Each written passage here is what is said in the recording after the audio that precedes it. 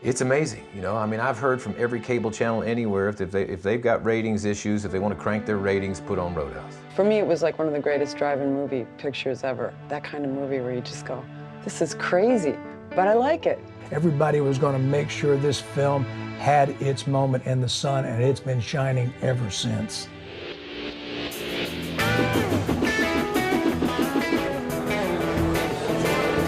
In a sense, it was almost like a cartoon because it was so large. I mean, you have this giant truck, you know, you have these beautiful girls and this glaring neon and these guys in red shirts. I mean, those were all choices that we made because it's bright, it's big, it's bold. Roadhouse, in many ways, is a modern-day Western. Because Westerns weren't being made at that time, you know, we filled a niche. We took that structure and we gave it a new spin. Just the whole tone of Roadhouse fit in with everything I believe in. I really do believe in this peaceful warrior concept, yet I'm very clear that we have to be trained in order to protect our world. And Dalton, for me, was the personification of that. He's not about ego. He's a philosopher in his own right, and a legend in his own mind. You have a character in Dalton who is sort of a philosopher, dare I say. He's a humanitarian. He's a guy who's selfless. Playing this character was a real journey for me on trying to define what is it to be a man these days. Whether we like it or not, dark things exist in the world. And the way to change them is not by lying about them, hiding from them, or acting like they don't exist, but by confronting them head on when you have to. He was a real person who, in many ways, is being destroyed by the lifestyle that he's in, but he can't get out of it. It's just this vicious circle. He's battling cynicism in his life because people are so predictable. He's really explored the dark side, or he wouldn't be able to understand opponents and human nature and how people react and why they react as well as he did. Exploring that dark side is an aphrodisiac for him. As much as he hates it and he doesn't want it, he's drawn to it. The thing about that kind of a character is that there's a quiet strength, and there's also the idea of a character with a past. He let ego come into his world at one moment in time and he killed a man. And that's haunted him. But he's also highly educated, has a great sense of style, knows how to dress, and has fabulous hair. The mullet is something that, you know, is frequently ragged upon, but Patrick was able to really pull it off. That hair has turned into the bane of my existence once people started saying Swayze invented the mullet. I didn't even know what a mullet was, but sure enough, you got long hair and you comb the sides back, it looks like a mullet. Patrick's mullet defied gravity and martial arts and explosions and sex and probably water and, you know, hurricanes, tornadoes, earthquakes. That's amazing. Do you enjoy pain? Pain don't hurt. Dalton doesn't believe everything he's saying. It'll get worse before it gets better. Some of these lines are like, oh my God, shut up. What am I supposed to do? There's always barber college. As a character, I had to say them, believe them, and live by them. It's my way or the highway.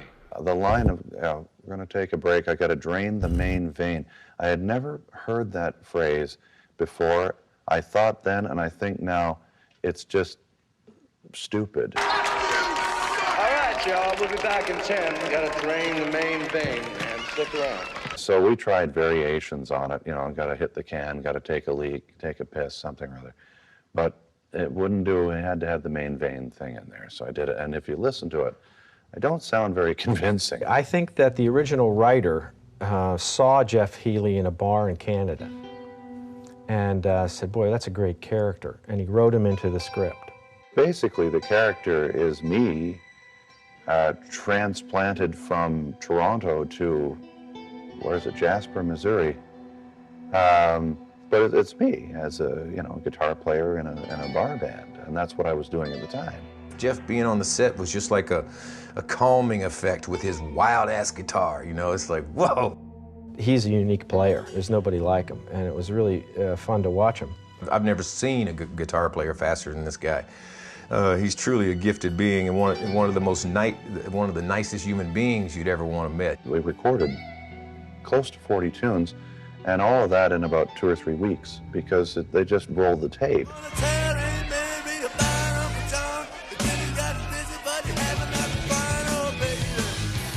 I mean, in the case of Long Tall Sally, which made it in the film, we were just playing to play, and the tape was rolling, and we were playing for, I think there was some people like Rowdy and Joel and a few others that stopped by the studio to hang out, and we were just, you know, hamming it up. And it was recorded, so we kept it. Some of the things I did to prepare for the role of Dr. Clay were first, work on my mullet, you know. I mean, there's a lot of gravity in having long hair. And then there was something about getting my hair as white as hair could possibly be without falling out of your head.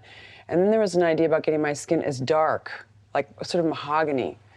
And at one point someone said, you need to wear blue contacts. And I said, I think I have blue eyes. Okay, fine, we'll forget that. There was getting the skirts as short as we could possibly get them.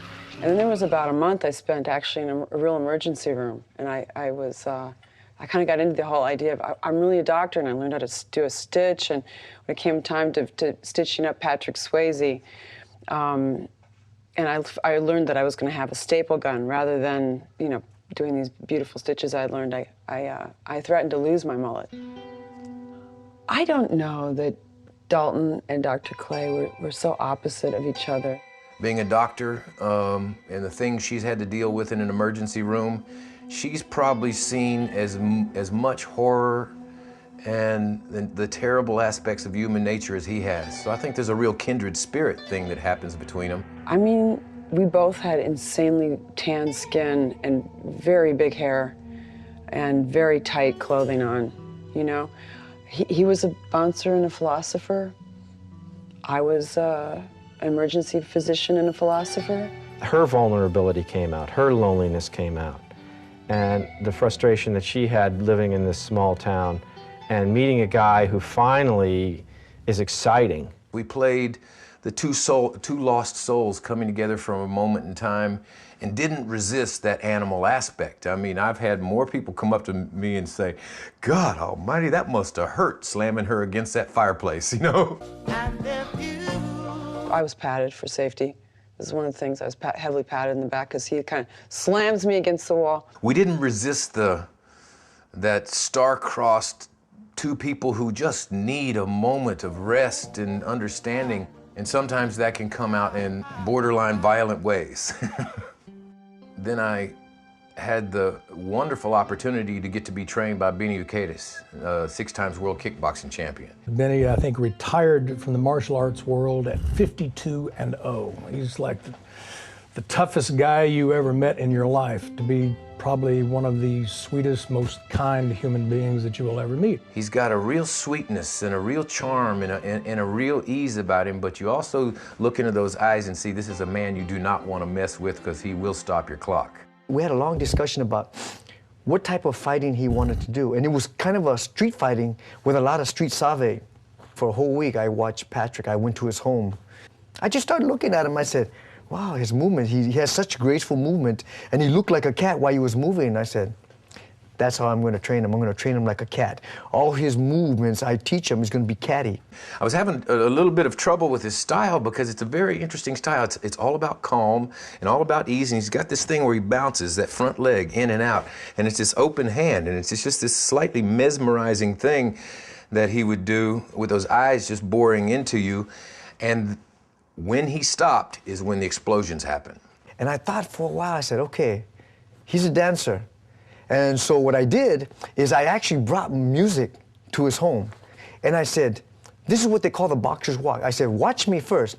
So I started moving around, putting on music to a beat and start making movements out of it. So as soon as we started putting it to music, all of a sudden it started getting very cool, and a real grace started coming into this fighting style. He caught on like that. From that point on, he had no problem with any of the moves. Benny actually wanted me to start competing, wanted me to go on the kickboxing circuit. He actually compete with any pros. He is that good. Dude, I want to be an actor, I don't want to fight. I wanted to set up a fight between Patrick and Brad Wesley's main guy to be the real punch-up in the movie. You know, the real long, drawn-out, who's going to die in this thing, because one of them is going to walk away and the other one isn't. It's not the stunt guys in there, it's me and Marshall, you know, toe-to-toe that entire time. When I cast Marshall, one of the reasons he got the part was he was a martial artist. I've been in martial arts you know, since I was a kid. I used to be a deputy sheriff, and I was in the Navy, and I trained all the time anyway. He shows up at the ranch with a real attitude. He's like, oh God, I gotta fight this actor. Well, I don't think we really had any conversation at all until the night we started the big fight on the river. When we started training together and he made contact with me and I didn't whine, the ice started to be broken, and we started getting closer and closer. So we trained and worked it out time after time after time to make sure that it had a certain fluidity, but without looking like it had been rehearsed to death. We just went, you know, and just tried to design it to be the scariest, most beautifully vicious fight sequence anybody had ever seen. I think we filmed that for 4 or 5 nights, about 5.5 to 6 hours a night. When we kick each other, we're literally lifting each other off the ground, but have enough control to not break bones. I established myself fighting on a river with no shirt, which was a dumb idea because it meant I didn't have the luxury of putting pads on or anything. And what took the most time on the set was just covering all my bruises. I had my forearms, my rib cage, constantly black and blue. We blew the choreography at one point, so he improvised, and he picked up this log and broke it across my back, thinking it was a balsa wood prop log, and it wasn't a balsa wood prop log. Rumor had it that we did the fight 71 times. I thought I got to win every fight, but I sure took a pounding for being the winner. You know, having the climax of that particular fight be what it is was actually a result of a story I had heard in college from my roommate about a martial artist friend of his that got into a foray with some guys, and he actually plucked a guy's trachea. And when I heard it, I was like, oh my God, that's amazing. And when we're getting ready to do this fight, I told Benny about it, and he said, ooh, that's good, you know. So we put it in, and the rest is history. It's gross. I mean, for then, you know, for 1988, for somebody to be rolled over and you look at him in his throat, you could back a 40-foot truck down his throat. I mean, come on. That was a hard one, because that was like, oh, that was so borderline. Come on, man, rip the guy's throat out. Are you really that bad? Patrick and Marshall were fighting, and that kind of reach for the neck thing, and pulling up for the, like that, right? I was on the set, then I did get in trouble because I did laugh actually at that moment. It was very, you know, everybody's like, whoa, you know, it was a very serious part of the movie. I had a real hard time with that one, and Marshall and I did everything we could to make it as real as possible.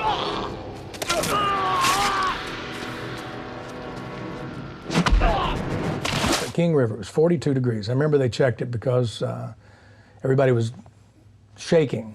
And since I was going to do this, and I didn't have a wetsuit on, I had a shirt, obviously. And a guy, I forgot who it was, but it was one of the crew, bet. He said, I'll bet you $500 when he kicks you into that river, you're going to suck air. And I looked at him and I smiled and I said, not only will I not suck air, but I will not move through that scene. That was done in one take, the whole scene. And I hit the water and I did not move. It was so cold, my hair hurt. My hands, forget about it, I didn't even feel my hand. My head was underwater and I'm floating down the King River. And they hollered, cut. And I stuck my hand up, I said, pay me! After that fight was over, and during the fight, you know, but especially after the fight, friends for life. If I was going through dark times, Marshall was someone I could call.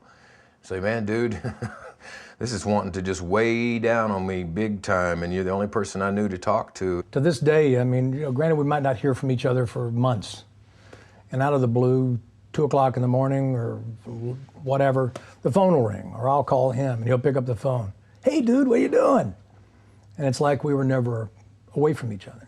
We've become very, very close friends over the years, and I cherish that relationship. How does a guy like you end up a bouncer? Just lucky, I guess. The vicarious result of Roadhouse worldwide, which is what just really surprised me when I moved around the world after this movie, is it truly single-handedly changed the concept of club security all over this planet. When it came out on VHS, it became kind of a word-of-mouth sensation. There are people out there that live according to the doctrine of characters I've played. That's scary. That's a responsibility you don't want. I get frightened by those that, you know, claim that, you know, it's their 8-year-old's favorite film. I think that's very frightening. Usually they have 2 cigarettes hanging out of their mouth and their kid has 1. It was that 80s, quintessential 80s movie. I mean, the 80s, we look back now with some perspective on like one of the goofiest decades it ever was, let's be honest. I mean, walking in here today, I had somebody walk up and say, you know, are you the guy that was in that movie? And it happens a lot. And that was I think, female. She sounded sort of female. And I get a call one night. I forgot where I was. I think I was in somewhere close. Uncle Marshall, would you mind showing up over at the frat house tonight? We've got Roadhouse night. And I said, excuse me? Once a month we have Roadhouse night and we show the movie, and all the frat guys from all over the place show up for Roadhouse night. And they know all the words. They know all the words. Everybody takes on a character. They do this and that. So I come in one night and it's kind of like, I thought maybe, 6 or 8 guys, they're going to be watching Roadhouse. Funny. No. I walk in this frat house and there is 80 people sitting around this table. They're reciting the lines. They're going through the actions of getting their throat ripped out. To this day, every time I watch it, it brings back such laughter and enjoyment. But it must strike a chord deep in all of us because everyone seems to love it. It still draws interest to this day. Well, the only word that I can say pertaining to that is I'm very proud. I really felt like I was a warrior. Did it get the critical acclaim that other movies have gotten over the years? No. It's, just a kick-ass movie. How many people can you say remembers all those critically acclaimed movies? Not many. In retrospect, how many people will remember Roadhouse? A hell of a lot. It's the most fun I ever had with my clothes on.